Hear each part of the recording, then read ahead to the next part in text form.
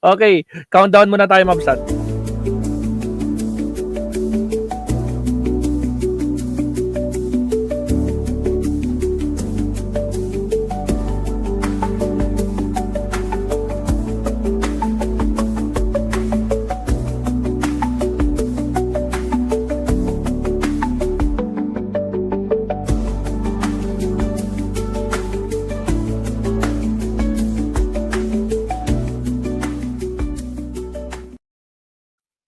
Alright, Mabsat.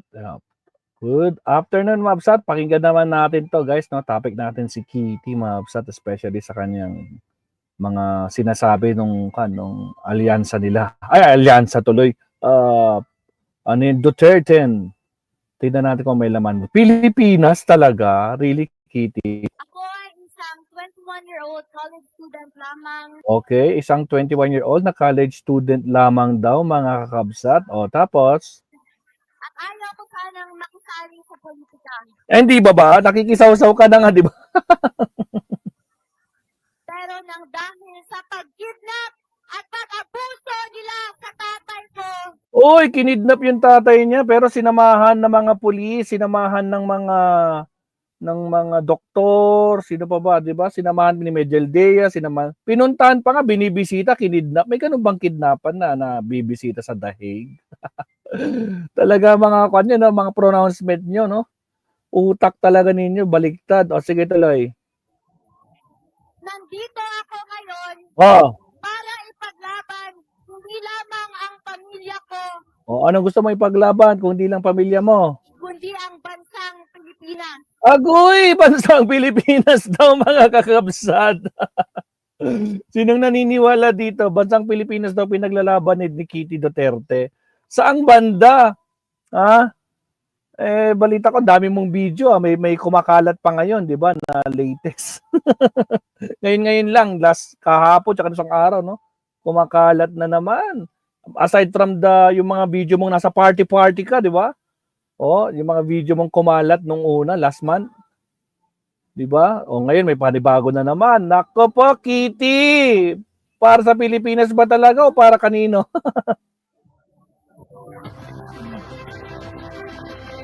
Ito yung sa INC, sa may Philippine Arena yata to eh. Nako, may soundtrack kasi. Unfiltered daw. Ako ay isang 21-year-old college student lamang. Tapos? At ayaw ko sanang makisali sa politika. Agoy. Pero nang dahil sa pag-kidnap at pag-abuso nila sa tatay ko. Inabuso daw yung tatay niya. Samantalang, naisip mo ba yung mga naging biktima ng tatay mo? Pati yung nabiktima ng kuya mo, 'di ba? 'Di ba? May CCTV kuha. 'Di ba? Party din. Magkakamag-anak nga kayo. Sige, tuloy. Dito ako ngayon para ipaglaban hindi lamang ang pamilya ko, kundi ang bansang Pilipinas. Agoy. So yan yung statement niya, guys, no? Nako po, Kitty. Ano pa yung masasabi niyo dito? Kitty, baka Kitty Duterte. Baka mayroon pa siyang yung sinasabi dito na hindi ko nakita, no? Baka mali natin. Umiiyak yung anak ko kasi pwede lang sana hindi siya pumasok sa politika. So may plano pa lang pumasok sa politika. Narinig ko, sinabi ng papa niya, mag-aral ka at sumunod ka rin sa yapak ko. Yung yapak, sumunod daw sa yapak niya. Nako po, mana-mana na sila. Nako po, yung sumunod daw. Ano ba yung yapak ng tatay niya? Maalala nyo, guys? 2017. Ano si Digong noong 2017? Sumunod daw sa yapak ni Digong eh. Ano ba si Digong noong 2017, mga absat? Naalala nyo yun? Isi-share pa ba natin dito? Nako po, baka mag-iyakan na naman yung mag-garapat. Sunod daw sa yapak ng tatay niya. Agoy! Hanilet! Agoy! Hala! Teka lang, parang meron ditong video si no? Si Banat Bay yata yun eh. Banat Bay. Pero syempre kakapiright tayo ni Banat Bay. Kailangan itago natin. Kitty Duterte, Banat Bay. Hindi. Wala dito. Dito yun. Nasa YouTube. Nasa YouTube yun. Nakita ko lang kanina yan eh. Banat by to Kitty Duterte. Kitty Duterte umiyak. Parang ganun yung title niya eh. Kitty Duterte umiyak. O may paiyak-iyak pa. Banat by. Tingnan natin. O, Kitty, napaiyak. Ito na to. Tingnan natin ha. Utragas na banat by to. May paharang pang nalalaman. Dali. Copyright tayo nito ni Banat. Yung pakinggan natin yung boses, malalaman na naman kung sino yung nagsasalita eh. Okay, here we go. Gusto ko humingi ng tulong, hindi ko alam kung saan. Oh, ano? So kaya ngayon, nandito kami, Oh. nagsasalita. Humingi kami ng tulong ninyo. Suportahan nyo Oh, ang Duterte. nasuportahan daw yung Duterte. Oh. Duterte!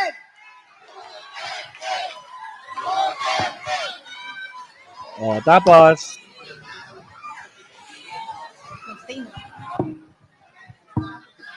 ang tagal naman. Podium mic, please. You can sit here. Check.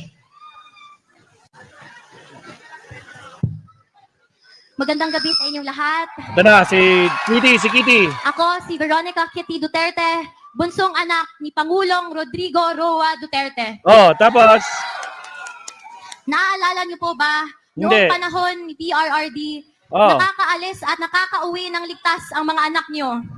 oh, tapos Ibalik natin ang ganoong pamamahala sa bansa.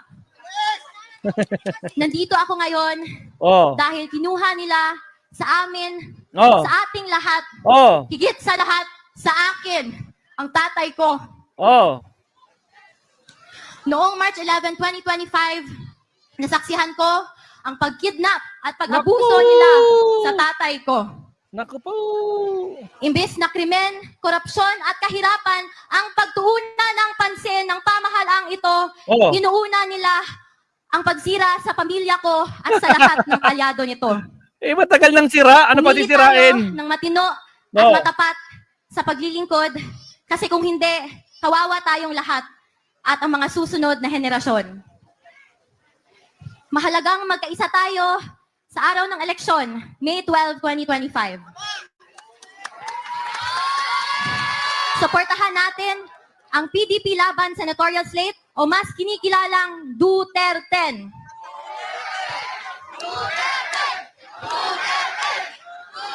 Mag-vote stay tayo at mag-block vote tayo upang mahirapan silang mandaya. Woohoo! Mahirapan ka. Baka kayo To the mandaya. OFWs, to the Filipino communities who took care of us, you have my love, respect, and gratitude. Uy. Sa katawhan nga nagpakita og walay undang nga paghigugma o pagsuporta. Daghang salamat kay wa minhinugae. Kamo ang nagapakusog sa amo tanan. May aabot ako na personal na mensahe ng tatay ko sa bawat Pilipino.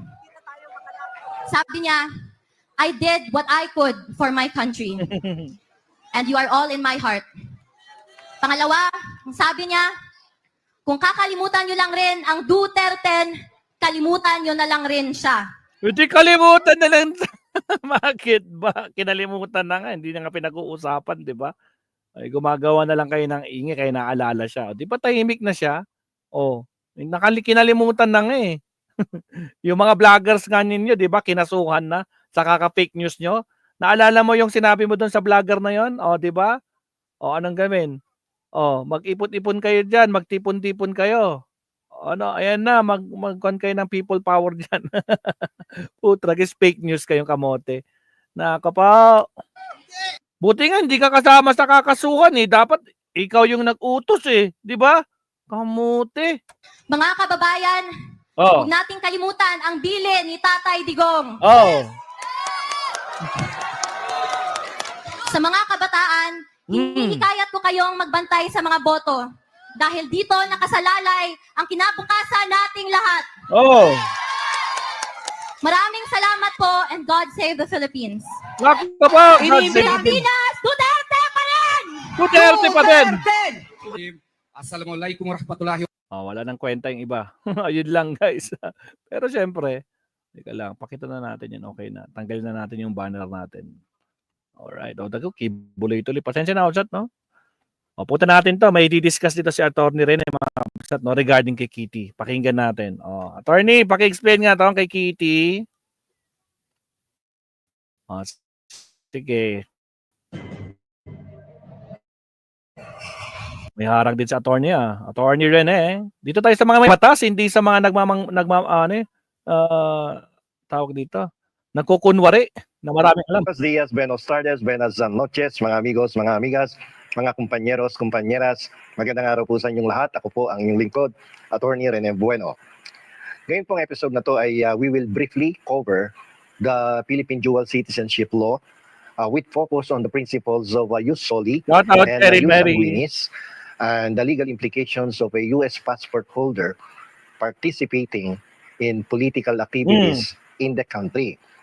Ito po ay i-discuss natin dahil ako po ay nakatanggap ng mga inquiries kaninang umaga lang. Hindi lang isa, hindi lang dalawa. Na kung saan, ipaliwanag ko daw ang legal implications nitong si Kitty Duterte. Si Kitty po ay anak po ng ating dating presidente na si Rodrigo Roa Duterte. At alam naman nating lahat na pinapakita ni Kitty Duterte na siya po ay isang US passport holder. At dahil dyan, medyo naku-curious yung ating ibang mga manonood, ating mga subscribers na kung bakit hindi niya pinapakita yung Philippine passport niya. Kung hindi siya holder ng Philippine passport, anya ng mga nagtatanong, ay isa siyang US citizen. Hindi siya holder ng Philippine passport, therefore hindi siya nakapag-acquire ng dual citizenship. So ang kanyang ginagawa, sabi na nag-i-inquire, ay mahigpit na ipinagbabawal ng ating saligang batas, ng ating other special laws.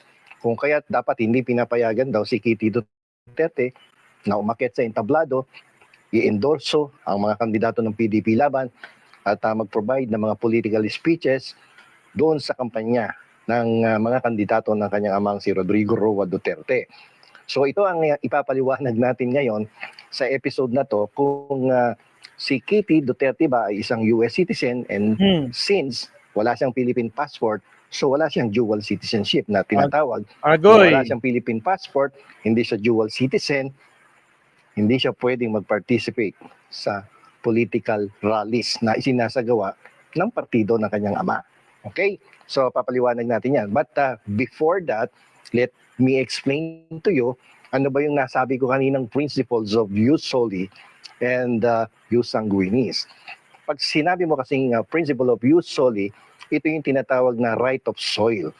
Kasi sa Amerika, no, kapag regardless of the citizenships of your parents, kapag doon ka pinanganak sa kanilang lupain sa Amerika, by operation of law, you will acquire US citizenship. Yun yung tinatawag na jus soli principle, right of soil. At yun namang jus sanguinis principle ay right of blood. Ibig sabihin, kahit saan ka pinanganak, maging sa Amerika o sa Europa, kapag isa sa iyong mga magulang ay Filipino citizen, you will acquire the citizenship of your parent who is a Filipino citizen. At yan po ay maliwanag na ipinagkakaloob sa ating mga mamamayan sa ilalim ng Section 1, Article 4 of the 1987 Constitution, na kung saan sinasabi na those whose fathers or mothers na Filipino citizens are Filipino citizens din sila. Okay? So kapag isa sa iyong mga magulang, regardless kung yung tatay o nanay ay Filipino citizen, ay isa doon ay Filipino citizen, ikaw din ay magiging Filipino citizen following the principle of jus sanguinis. So dahil dyan sa dalawang principles na yan, ay ipapaliwanag natin yung sitwasyon ngayon ni Kitty Duterte. Since si Kitty Duterte, hawak-hawak niya yung US passport, definitely ipinanganak yung bata na yan sa Amerika. Hindi ko alam yung facts of the case of Kitty Duterte, but I would assume na pinanganak siya sa Amerika because holder siya ng US passport. So, since kung let us say pinanganak siya sa USA ng kanyang nanay na si Miss Abansenia, by operation of law, i-apply sa kanya yung principle of jus soli, right of soil, na since doon siya sa lupain ng Amerika ipinanganak, siya ay automatic naging American citizen. But what will happen now, no? In her case na kung saan ang kanyang tatay at ang kanyang nanay ay parehong Pilipino. Paano yung magiging niya, yung Philippine citizenship niya, ma-acquire niya rin ba?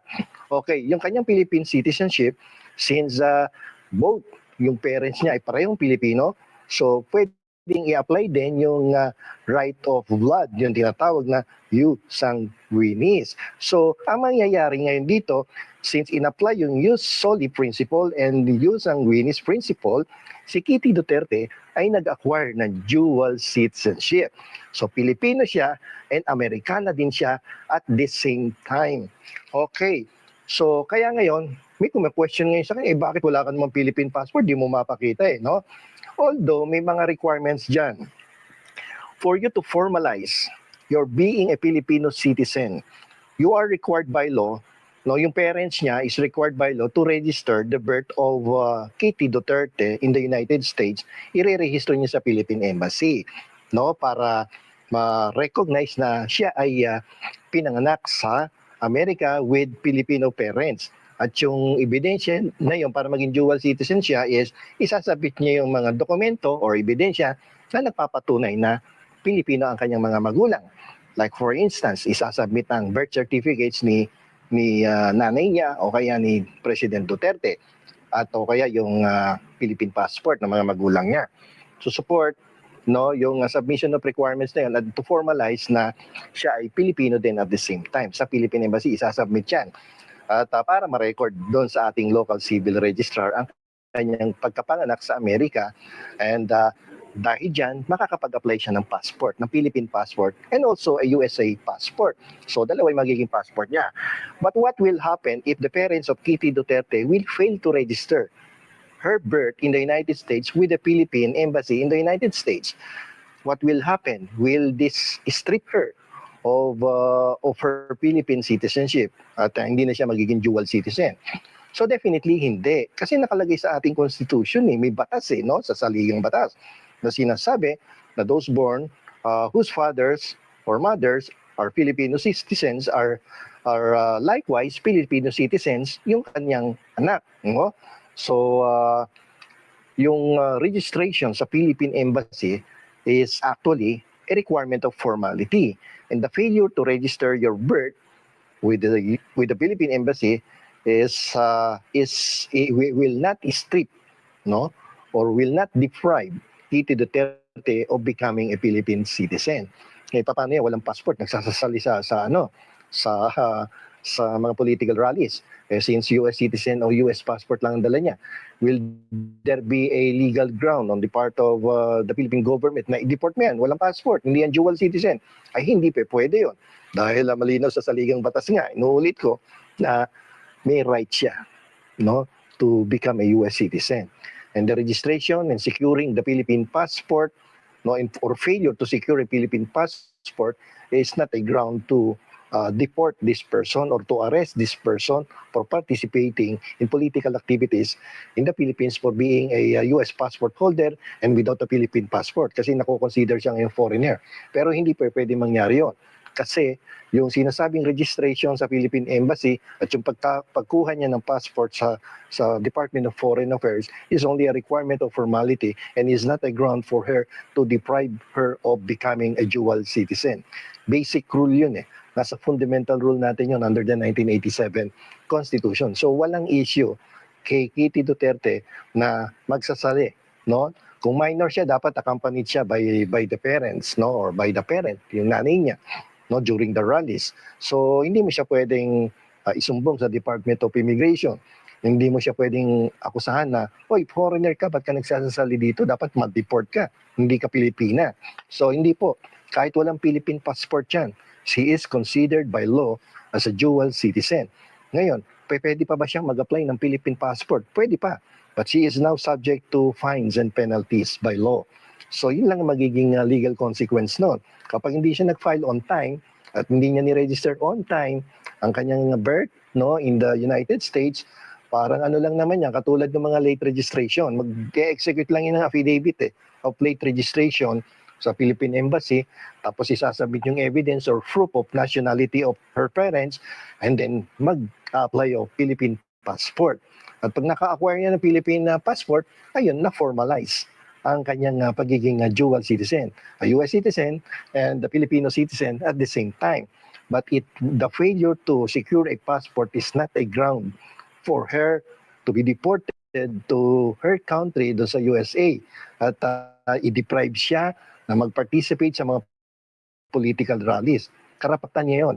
Pursuant, again, to the provisions of the 1987 Constitution on the right of every Filipino citizen to participate in any peaceful assembly and to exercise her right to freedom. Nakarangan na naman tayo, attorney. Of expression. So, hindi natin pwedeng kontrahin yan. Kahit kalaban mo yan, kakampi mo yan, hindi mo pwedeng questionin ngayon yung kanyang participation sa mga political rallies. Sapagkat yan pong karapatan na yan na maging dual citizen following the jus soli and the jus sanguinis principles ay karapatan niya wala lamang nung siya ipinanganak sa Amerika dahil ang kanyang mga magulang ay parehong Filipino citizens. No? Kasi kanina din, bukod doon sa inquiry na natanggap ko, ay may napanood pa akong isang vlog ng isang pro-BBM vlogger. Tapos ang kina-question niya si Kitty Duterte na dapat daw ay kasuhan, dapat daw ay mapadeport kasi walang Philippine passport. So, walang legal basis yung statement na yon. Sapagkat kumbaga parang inherent right yan ni Kitty Duterte, and you cannot deprive her of participating in political activities dahil siya ay isang US and a Philippine citizen, and the passport, obtaining a passport and registering her birth with the Philippine Embassy in the United States is only a requirement of formality. Mangingibabaw yung provisions ng ating 1987 Constitution. Okay? So sana naliwanagan nyo yung kaso ni Kitty. Although masarap ding i-discuss yun kasi medyo may pagka-complex yung sitwasyon at maraming nag-uusisa na US citizen yan, US citizen, bakit sumasali dyan sa mga political speeches, sa entablado at nangangampanya. So karapatan ng tao yon pursuant to the provisions of the 1987 Constitution on the exercise of her right to participate in any peaceful assembly and the expression of our right, no, yung freedom of expression ni Kitty Duterte pursuant to the Constitution. So wala tayong magagawa doon kundi pabayaan siya magsalita at magampanya, no, para sa kanyang mga kandidato. Okay, so hanggang dito na lamang po at sana po ay may natutunan na naman kayo, no, na something na tungkol sa constitutional right ng isang US citizen and Filipino citizen na hindi nakapag-register sa Philippine Embassy at hindi nakakuha ng passport, no? Okay, so hanggang dito na lamang po. Ako po ang inyong lingkod, Attorney Rene Bueno. Yun, salamat, attorney. Or ayan, so mali daw mabsat, no, ang explanation ni attorney. So possible pa din, Sir Le. Pwede siya makipag-rally doon, no? So gagawin din nila, palusot na lang yan, late registration. Di ba may mga cases naman na ganun, late registration. So, pero yung mga pinanggagawa niya, hindi makakalusot yun. Kitang-kita na ikalat na sa sa social media, di ba? Atay tayo dyan. Tuso talaga ang kan ni Kitty Duterte, sabi si Kriambal. So, dapat laging kasama ang nanay niya sa pagtitik. Kaya nga lagi sila magkasama, si Kriambal, di ba?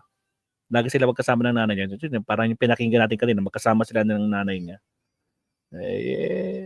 Ganun talaga, Mabsat. Pero anyway, Mabsat, tandaan nyo guys, 4 days to go na lang. Make it sure ang iboboto natin yung mga maka-Pilipino, yung para sa Pilipino, no? Kilala nyo na yan, no? Peaceful Assembly, may kulang Torny Bueno. Ayun lang, peaceful. Walang peaceful sa kanila. Gigil sila, Sir Leo. O siya, Mabsat. Mag-lunch break na tayo dahil may trabaho tayo ng 2:00. It's already mag-aalauna na. So may 1 hour preparation ako. Pero mag-lunch break muna tayo. Thank you very much, Mabsat. No? Again, magla-live ulit tayo mamaya. Kita-kisa na tayo sa ating next live stream. Salamat sa pagdalaw sa lahat mga moderators natin dito. Siyempre, sa mga garapata, walang pumasok. Ba't kayo? Takot kayo mga garapata pumasok ngayon? Pag itong oras, hindi pumapasok yung mga garapata. Alright, thank you very much. Shoutout sa lahat. Mega love shoutout. Hanggang sa muli, Maestro Paul TV, inyong lingkod. Kita-kits tayo mamayang gabi. Paalam, mabsat. Bye-bye. It's hard to breathe, but that's alright. Hush.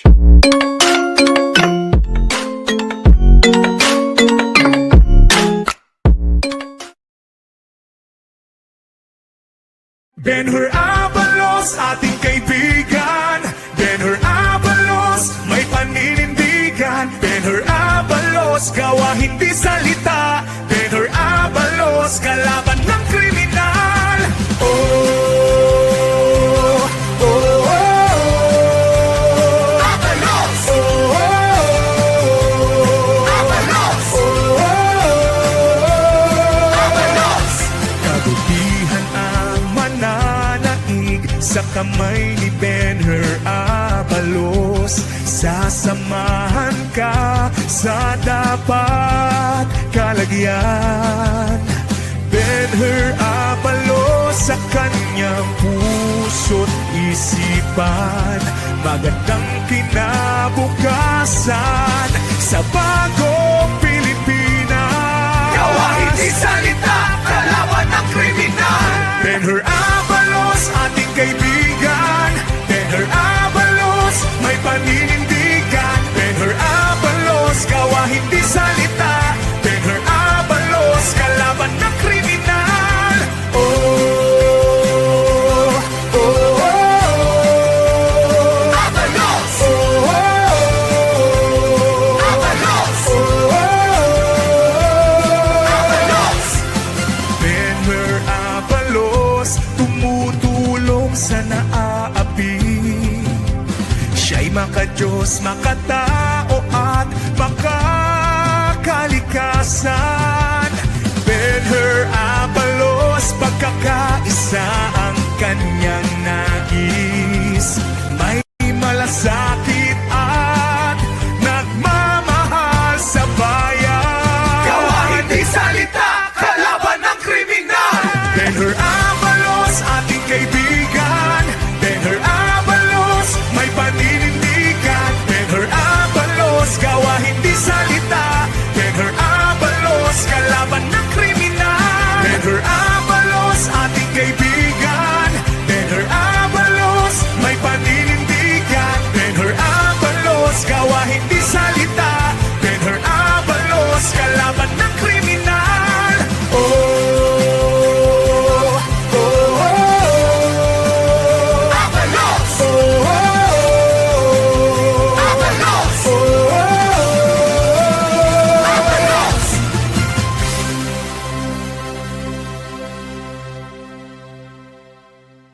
It's hard to breathe, but that's alright.